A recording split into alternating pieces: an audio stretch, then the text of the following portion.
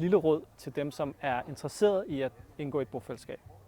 At kunne være i stand til at gå på kompromis, tror jeg, eller ved jeg, er meget vigtigt, fordi det at samle så mange mennesker fra vidt forskellige steder, er en kompleks ting. Og at kunne gå på kompromis og have den her fællesnævner og kunne mødekomme det, det er afgørende for, at bofællesskabet kan udvikle sig til noget større end udgangspunktet. Hvis jeg skulle give et godt råd til, hvad man gør, når man flytter ind i et bofællesskab, så tror jeg nysgerrighed og åbenhed, og så det her med at snakke med hinanden. Det er bare enormt vigtigt. Uanset om det går godt eller skidt, så få snakket med de andre om, hvordan det går. Det jeg har oplevet ved at komme ned og være nysgerrig og være med alle mulige steder i Permatopia, det er jo møde en masse forskellige mennesker og en utrolig imødekommenhed. Og det betyder også, at når der så bliver et eller andet, som knirker lidt et eller andet sted, så er det bare nemt at gribe fat i hinanden og komme i gang med at få snakket om og få løst det. Jeg kan kun anbefale det. Jeg elsker at bo i Permatopia.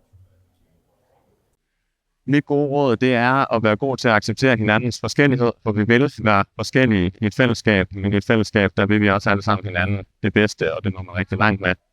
Og så kan jeg anbefale, at man etablerer nogle arbejdsgrupper, hvor fællesskabet de bakker op, og det er så vanvittigt fedt, når det er, at man alle sammen hjælper hinanden, og der sker en hel masse, uden man nødvendigvis selv er en del af det, så kan man være en del af noget andet på et andet tidspunkt.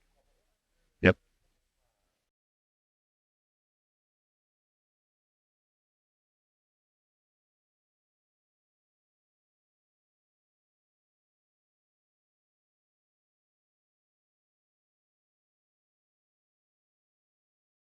Skub bare lige spisningen lidt, vil være mit råd, fordi så lander det hele rigtig godt, og man har mulighed for at blive enige om, hvordan man går i gang med det.